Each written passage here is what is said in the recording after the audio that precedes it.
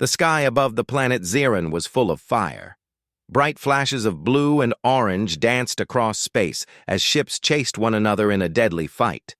Zirin was not a small world. It was the home of the proud and powerful Zirine Empire. There, starships were strong, their weapons advanced, but on this day, their enemy was stronger. The enemy ships, black and sharp like claws, moved quickly through space. They attacked in waves, destroying one Zirine ship after another. The Zirine fleet was outnumbered. The enemy had no flag, no name, only a symbol of a broken circle carved into their hulls. They were called the Void Eaters by those who survived them. Inside the command ship of the Zirine fleet stood Queen Velari. She was tall, with smooth silver skin and glowing violet eyes. Her voice was calm, even in battle. Her long robe flowed as she walked across the deck, giving quiet orders to her captains. "Pull the west flank closer to the defense wall," she said. "Yes, my queen," replied her general, a tall warrior named Davor. Suddenly, a loud alarm rang across the ship. The enemy had broken through the outer defenses. 4 of their cruisers were heading straight for the command ship. Velari narrowed her eyes. She looked at the star map. Her fleet was too far to protect her now. "All power to shields," she ordered. But it was too late. The enemy fired. A red beam shot toward the Queen's ship, fast and strong. The shield held for a moment, then cracked. Another hit would destroy them. The Queen stood still. She did not run. She watched the beam come closer on the screen. Officers shouted warnings. She stayed silent. Then something strange happened. A small ship came out of nowhere. It was fast and moved like a shadow. It flew in front of the beam and took the full hit. A huge explosion lit up the sky. The small ship spun, smoking and broken, but it kept flying. The unknown ship turned sharply and flew toward the enemy. In a blink, it launched 3 missiles. Each one found its target. 3 enemy cruisers exploded in a line. The 4th cruiser turned to escape. The mystery pilot chased the last ship and fired one more blast. The enemy cruiser exploded in silence, leaving only fire and dust in space. The command deck of the Queen's ship was silent. No one spoke. No one understood what had happened. The Queen stepped forward and stared at the screen. "Who is that?" "Pilot?" she asked.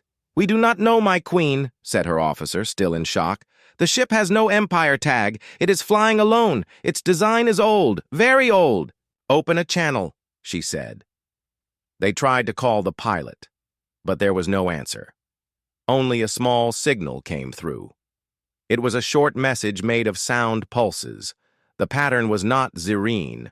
It came from a language no one on the bridge knew. "Translate." The Queen said. The computer tried. The sound became clear words in the Queen's language. "Ghost fire," that was all. No name, no voice, just one word. Then the ship vanished.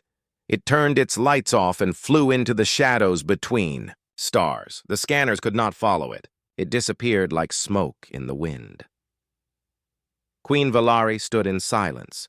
She stared at the last place the small ship was seen. Her silver hand touched her chest. Her heart, usually strong and calm, felt heavy with questions. The battle was over. Her command ship was safe. But victory felt different this time. It was not her army or her power that saved her. It was a stranger, a single pilot with no flag and no name. "Begin search," she said softly. "I want to know who that was." The officers bowed and began working, but even then, the Queen knew it would not be easy. The galaxy was full of mystery. Many pilots flew alone, some hiding their faces and their pasts. Still, something deep in her mind told her this was not just a pilot. This was someone special. As the damaged Zirine ships returned to Zirin's orbit, the Queen walked to her private chamber. She sat alone and watched the stars. Her thoughts returned to that one word, ghost fire. She would remember it for the rest of her life. 10 years had passed since the battle above Zeran. The sky was peaceful now. The war was over. The Zerine Empire had rebuilt its cities. Their fleets were stronger. Trade flowed between planets. Life had returned to calm, but in the heart of Queen Valari, there was one thing that never changed. She still remembered the unknown pilot, the small ship that came out of the shadows and saved her. The one who spoke only one word: Ghostfire. Many times she had asked her advisors to search for the pilot. They used old maps, battle records, and secret reports. They looked at every ship design in the archives. They questioned traders and smugglers. But nothing matched. The pilot remained hidden. Some of her generals said it was a ghost story. They believed no one would risk their life for a stranger in war. Others said it was a trick from another empire. But Queen Valari knew better. She had seen the way that small ship moved. She had felt something that day. She had seen courage without pride.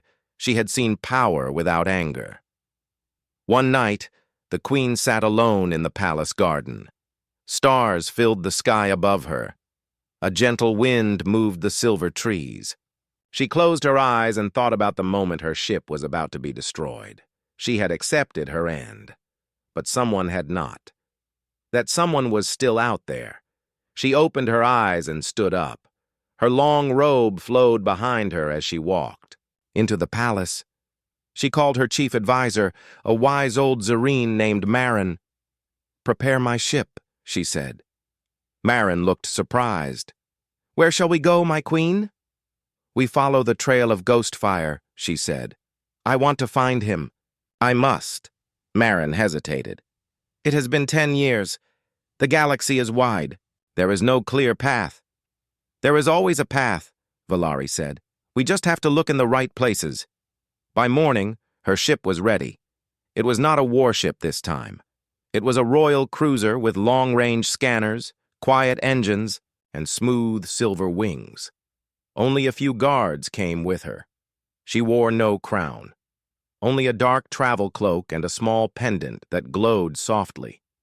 It was shaped like a flame, a gift made to honor the unknown pilot years ago.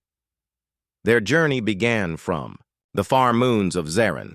They visited old stations that had seen the war. They met traders who had traveled through quiet systems. They followed rumors of a fast ship with no markings. Each clue led to another world.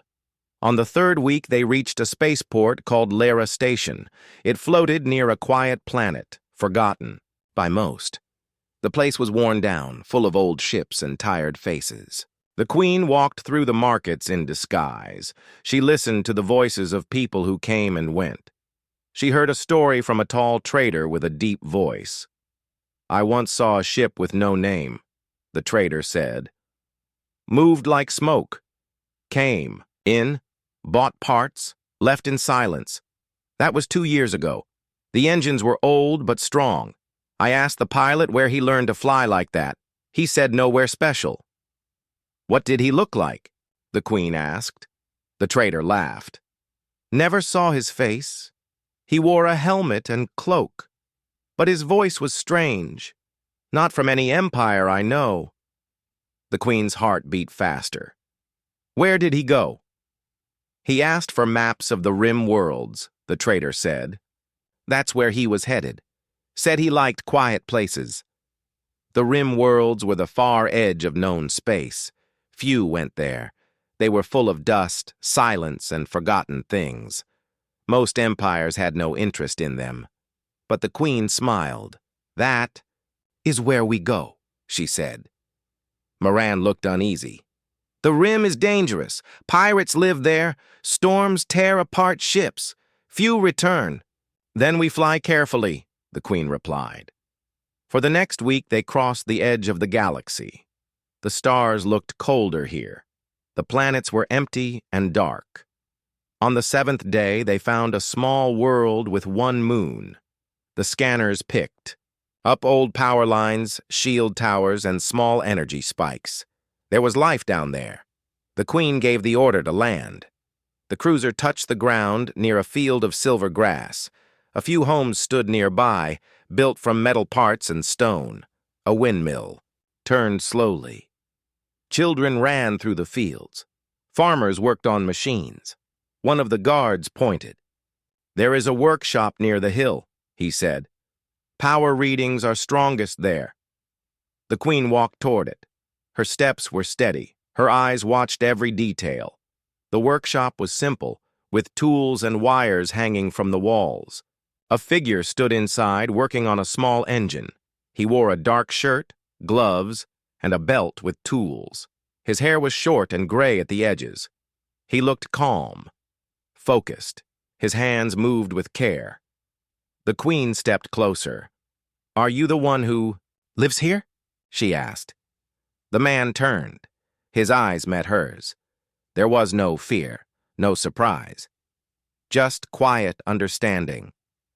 "Yes," he said. "What is your name?" she asked. He wiped his hands and looked out toward the sky. "People here call me Benil," he said. The Queen studied his face. There was something deep in his eyes, something she had seen before, something that felt like the silence between stars. She looked down and saw an old tool on the table. It had a small symbol burned into the side, a flame inside a circle. "Ghost fire," she looked up again. Her voice was quiet. "Where did you get this?" Benil gave a small smile. "That's a long story." The small planet at the edge of the galaxy was quiet. There were no grand cities or tall towers, no bright lights or flying ships, just flat fields, clear skies, and the soft sound of wind passing through the grass. It was the kind of place people came to when they wanted to be forgotten. Queen Valari stood in front of the workshop with her cloak around her shoulders. The man who called himself Benil looked back at her with calm eyes. He did not ask who she was. He did not bow or act surprised. He only nodded as if he had been waiting for her. She stepped into the workshop. The air inside smelled of metal, oil, and dust. Machines of all shapes and sizes sat in corners or hung from walls. Most of them looked old, but each one had been repaired with care. There were tools, wires, old shields, broken parts from ships that no longer flew. Valari walked slowly, her eyes moving from table to table. She stopped near the back of the room. There, on a small shelf, sat a flight helmet. It was simple, scratched, and faded. But on the side, she saw the same mark she had never forgotten. A flame inside a circle. The symbol of Ghostfire Benil stood beside her now. He looked at the helmet, then at her. "I used to fly a long time ago," he said. "But I don't do that anymore." The Queen turned to face him. Her voice was soft but clear. "You saved me, above Zarin. That was you." Benil did not answer. At first, he picked up a small tool and set it down again. Then he nodded. "Yes," he said. "That was me." Valari's guard stood outside the workshop watching the horizon. Only her advisor Maran remained at a distance inside the doorway, silent. "Why?" the Queen asked. "You didn't know who I was. You didn't know anything about us. Why? Risk your life?" Benil looked out the window. A young boy ran across the field with a kite made of old cloth and wires. The wind carried the kite high into the sky. "I saw someone in danger," Benil said. "I had the chance to help, so I did." The Queen took a breath. She had met many leaders, warriors, and commanders. Most gave long answers, full of pride and reasons. But this man gave no speech, no demand, just a quiet truth. "You fought like no one else," she said. "Your ship moved like it was alive. You broke through a wall of enemy cruisers alone. Where did you learn that?" Benil smiled slightly. "A place far from here, long gone now." Valari studied his face. His skin was different from hers. His eyes, though kind, held something she had not seen before. A kind of deep memory, a weight of time. "You're not Zarin," she said. "No." Benil answered. Then what are you? She asked. He looked at her, then spoke slowly. I'm human. The room felt still. For a long time, the Zerine Empire had believed humans were gone. Stories of them were rare. Some said humans had once tried to build a place among the stars, but they failed. Others said they had turned against each other and vanished. Some believed they were never real to begin with. And now, here stood a man who said he was one of them. Valari stepped back, not in fear, but in surprise. She had read stories about humans, old ones kept in the deepest parts of the royal library. They spoke of people who were clever, stubborn, and bold. They had no natural weapons, no great strength, no wings or scales like other beings, but they had something else, something not easy to name. The queen looked at Benil. You saved me, she said again, this time with new meaning. And all this time, you were human. Benil gave a small nod. I didn't want anyone to know. People fear what they don't understand. It's easier to live in silence. Valari sat on a metal chair near the wall. She felt the weight of the moment settle in her heart. You could have asked for reward, she said. You could have asked for land, or a ship, or a title. I didn't want any of that, Benil said. What did you want? She asked. He looked at the boy with the kite again. Peace, he said. For a while they sat without speaking. The wind moved the grass outside. A soft hum came from a small engine cooling in the corner. The queen stood and walked to the door. She looked back at Benil. I will not tell anyone, she said. Not unless you want me to. Benil nodded. Thank you. But I want you to know this, she added. What you did changed everything. You didn't just save me, you saved the Empire. And now, after all this time, I understand something I didn't before. Benil waited. You reminded me what real strength looks like, she said. With that, she stepped outside. Maram followed her as they walked back toward the cruiser. Was he truly the one? Maran asked. Yes, Valari said. And he is human? Yes. Maran looked at her. What will you do? The queen looked up at the stars. The same. Stars that had watched the battle 10 years ago. I will let the truth wait, she said. But I will not forget him. As they flew away, the workshop below grew smaller. Benil stood outside now, watching the cruiser rise into the sky. He said nothing, only raised his hand in quiet farewell, and then the ship vanished into the stars, leaving behind only wind and silence. The cruiser returned to the Zerine capital, but Queen Valari's thoughts stayed behind on that quiet planet. Her heart still held the image of the man in the workshop, working with old tools and speaking with simple words. Benil had said little, but in his silence, she had heard a truth stronger than many voices. Back in the palace, everything was as it had been. The halls were polished, the walls tall and bright. Royal banners hung above smooth marble floors. Servants and guards bowed as the queen passed, but she barely noticed. Her mind was filled with memories of that dusty workshop, the symbol on the helmet, and the calm voice that had said, I'm human. For many days, she did not speak of her visit to the Rim world. She told her council only that she had gone on a private journey. She gave no details, and they asked no questions. Maran, her trusted advisor, kept her secret. But the queen knew that she could not stay silent forever. She returned to her private chamber and opened a small case. Inside was a piece of metal she had asked Benil for before she left. It was from the side of his broken fighter ship, the one that had once flown through fire to save her. The surface was worn, but the mark was still clear, the flame in the circle.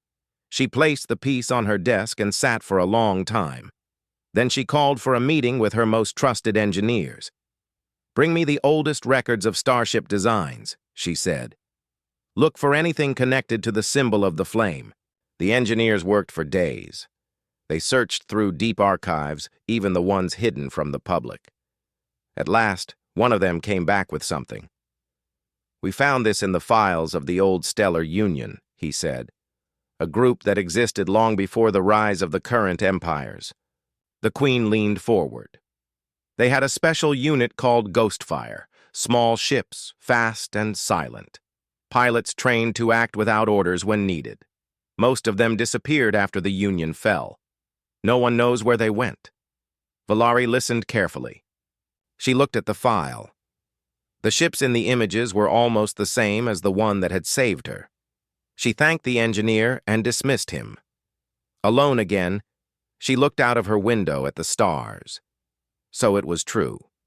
Benil had once been part of something greater, something powerful, long forgotten, and now he lived alone, fixing machines, hiding who he truly was.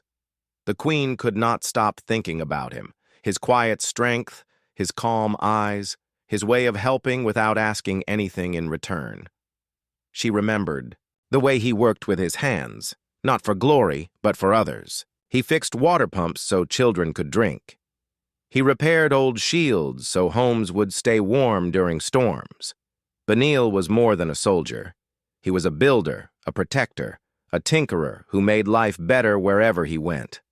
One evening, the Queen returned to the garden where she had first decided to find Ghostfire. She sat under the same silver tree and watched the sky. Maran came and stood nearby. "You have been quiet, my queen," he said gently. "There is much to think about," Valari replied. "Do you wish to speak of the man you found?" Valari looked at him. She trusted Maran more than anyone in her court. "He is not like the others," she said. "He is not guided by power or pride or titles. He is kind. He is careful. He does not seek the stars, yet he belongs among them." "And he is human," Maran said. "Yes," she replied. "He is human." There was a silence between them. Maran spoke again. "Do you believe he is the only one?" Valari shook her head. "No.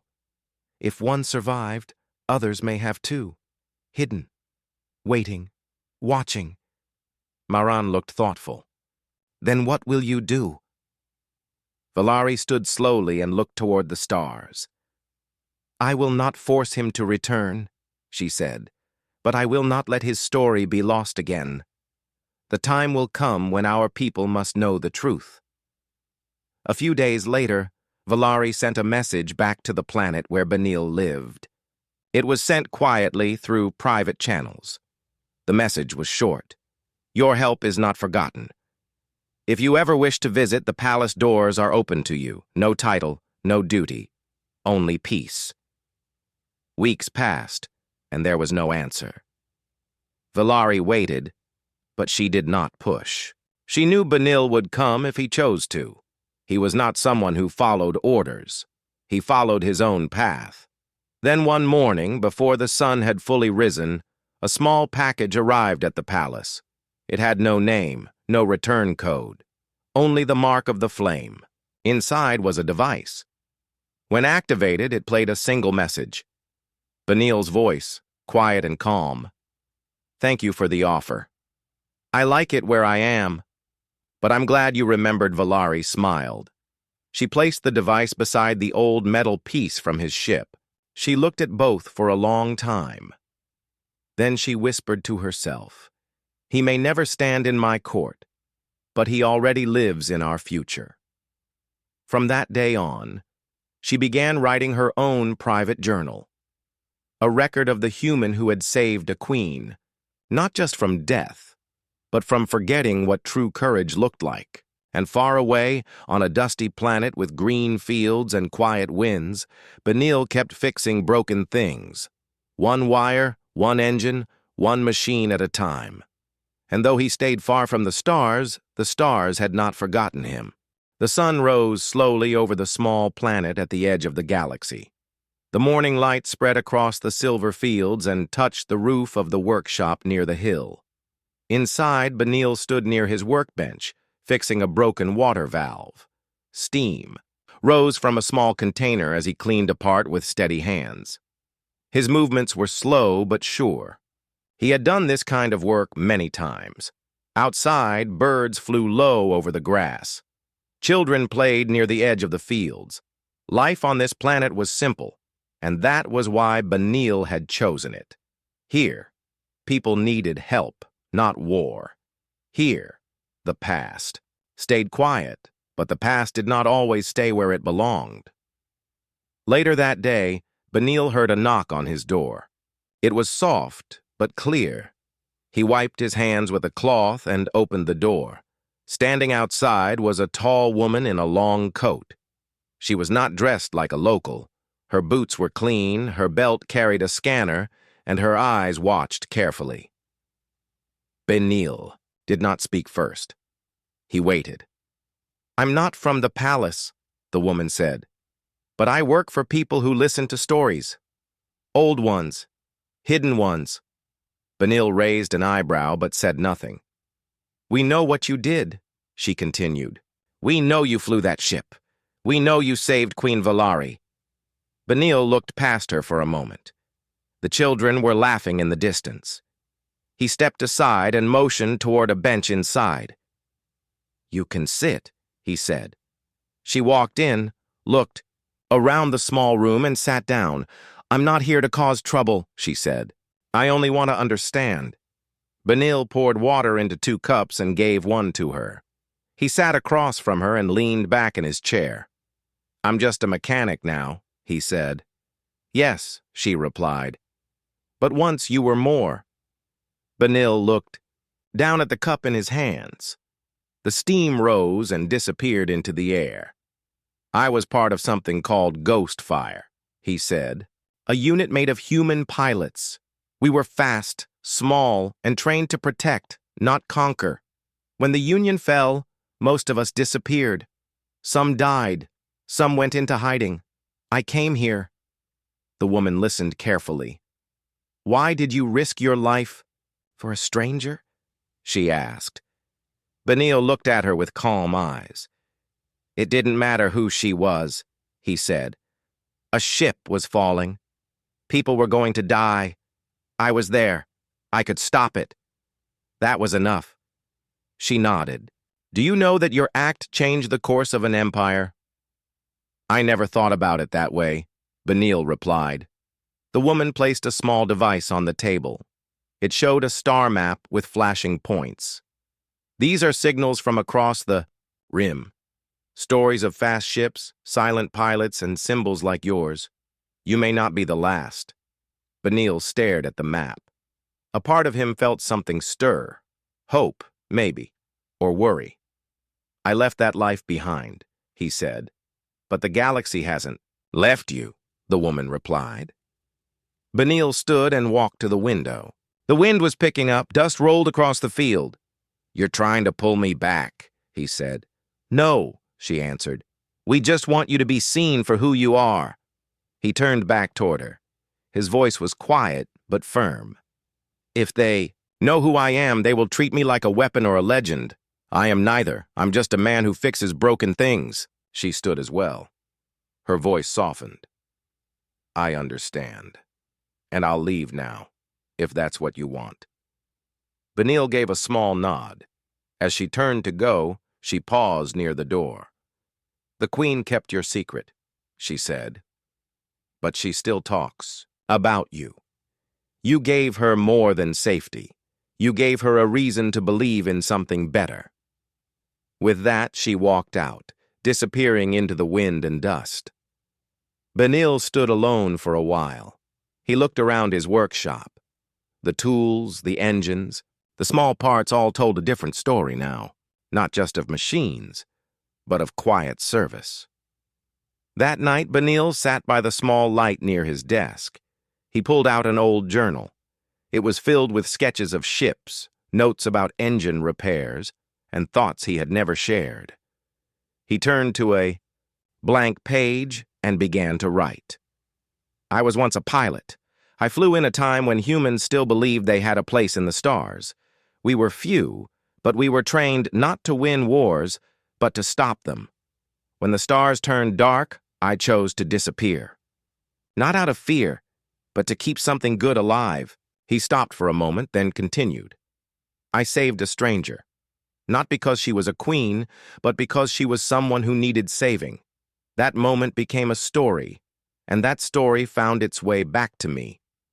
He closed the journal and placed it under the table. Outside, the stars were shining. One of them blinked brighter than the rest. Maybe it was a ship passing by, or maybe it was just the sky remembering. Benil stood at the door of his workshop and looked up. He said nothing. He didn't need to. The stars had already heard his truth. Queen Valari stood in the quiet halls of the royal chamber, holding the piece of metal from Benil's old ship. The mark of the flame inside the circle was still clear, even after all these years. She traced the shape with her finger, thinking about the man who had carried it. She had kept his truth hidden for long enough. Now it was time to tell others.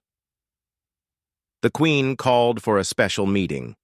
Only the highest members of her council were invited. These were the voices that shaped the future of the Zerreen Empire. Generals, scientists, scholars, and leaders from distant colonies came in silence, unsure of the reason for the gathering. When they were all seated, Valari walked to the center of the hall. Her steps were calm. Her eyes held no fear. I have a truth to share, she said. A truth that has waited 10 years. The room grew still. No one spoke. You all remember the battle above Zaran, she continued. Our fleet was falling. Our command ship was about to be destroyed. At the last moment, a lone fighter appeared. It stopped the attack, destroyed the enemy, and disappeared into the stars.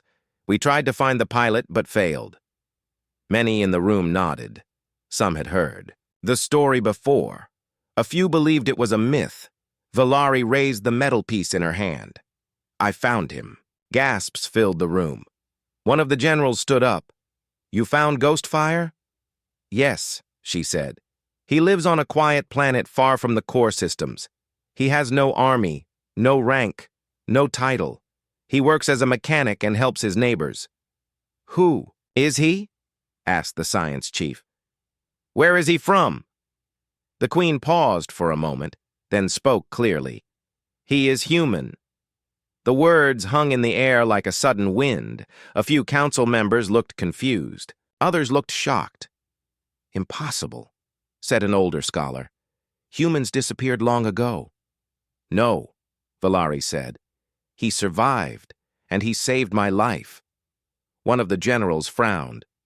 If he is human, how can we trust him? What if he is dangerous? Valari looked around the room.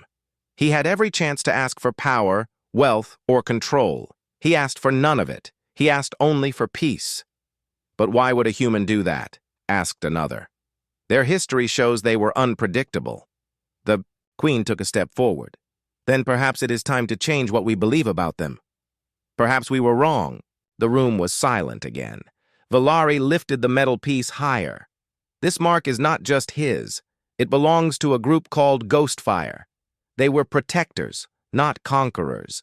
They trained to fly alone, to act with courage when others could not. He is the last of them.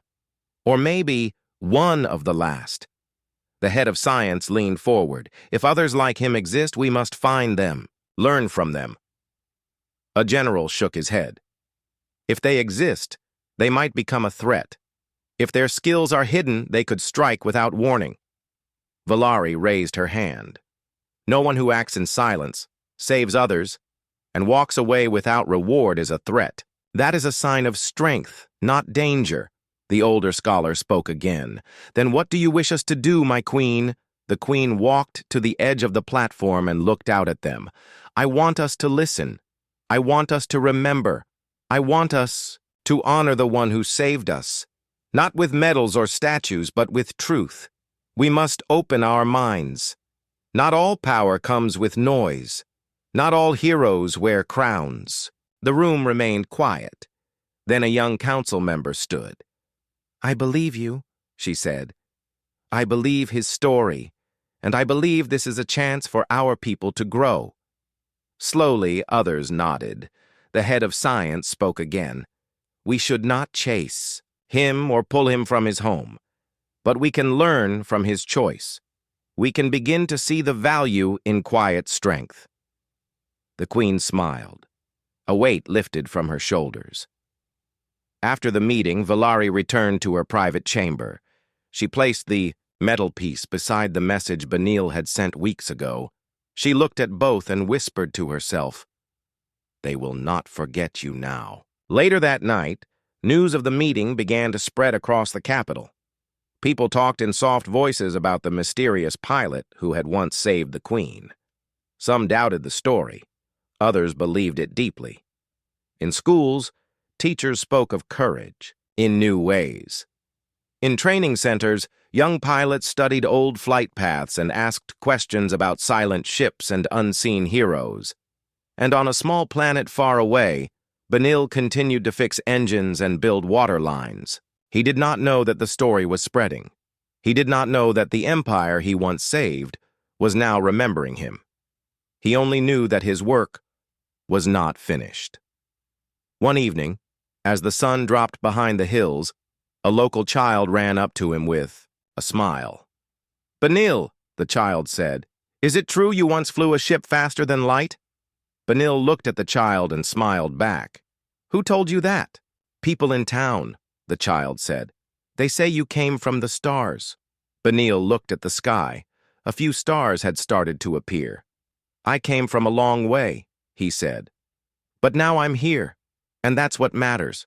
The child nodded and ran off chasing fireflies. Benil stood alone and watched the night sky. Somewhere out there, the queen had shared the truth, not for glory, but for hope. And hope, he knew, was stronger than any ship. The great hall of the Zareen capital was filled with leaders, soldiers, scientists, and citizens. Flags of every colony in the empire waved gently above the tall marble pillars. Golden lights glowed along the ceiling, and a wide path of silver led from the doors to the high platform where Queen Valari stood. She wore her royal robe, but her face showed no pride. She looked calm, thoughtful, and clear. Today was not about her. It was about someone else, someone the galaxy had almost forgotten. The doors at the back of the hall opened with a soft sound. All heads turned. A man walked in slowly. He wore plain clothes. His boots were dusty from travel. His face was quiet, not proud. His eyes were steady and kind. His name was Benil. He walked down the silver path without fear. He did not bow or wave. He did not smile. He simply walked, as if he were no different from anyone else in the room. But everyone knew he was. The queen stepped forward and raised one hand. "This is the man who saved my life," she said. "When no army could reach me, when no ship could stand against the enemy, he came alone. He flew into fire, risked everything, and asked for nothing." The crowd remained silent, not because they did not believe her, but because they were listening. With full hearts. "He is not from our world," she continued. "He is not Zareen. He is human." A quiet wave moved through the crowd. No one shouted. No one argued. They had heard the stories. They had seen the old flight records. They had read the Queen's message. This was not a legend. This was truth. Benil stepped up beside her.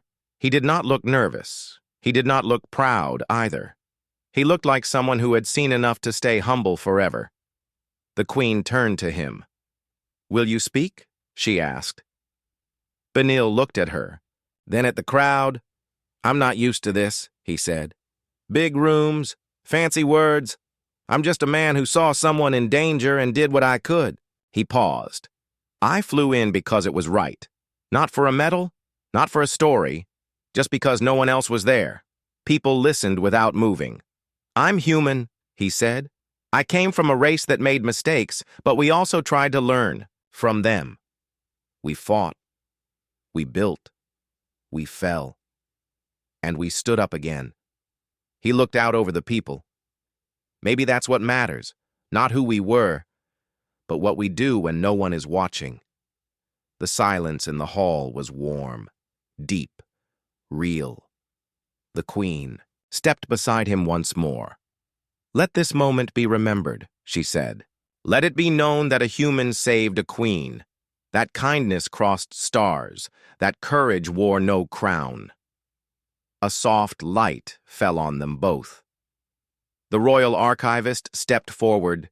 She placed a small stone tablet on the table near the platform. It showed the ghost fire mark carved deep in the center. Around it were the words, "One flame can light the sky." This tablet would be placed in the Hall of Heroes, where the greatest names of the empire were remembered. Benil looked at the mark and said nothing, but his hand rested on it for a long time. After the ceremony, many tried to speak with him. He shook their hands, nodded at their thanks, and listened to their words. But he did not stay long. Later that night, he stood on the palace balcony. The stars above were clear. The city below glowed like a field of tiny suns. Queen Valari joined him. "You could stay here," she said. "Teach, lead, inspire others." Benil shook his head gently. "I'm not made for courts and councils. I belong to quiet places, places where I can help in small ways." She smiled. "I thought you'd say that." He looked at her. "Why tell them all this?" he asked. "Why now?" Valari looked up at the stars. "Because they needed to see that strength can be silent, that power doesn't always wear armor. They needed to know that the one who saved them was not a god or a soldier, just a human." Benil nodded. "Then maybe there's hope." "There is," she said.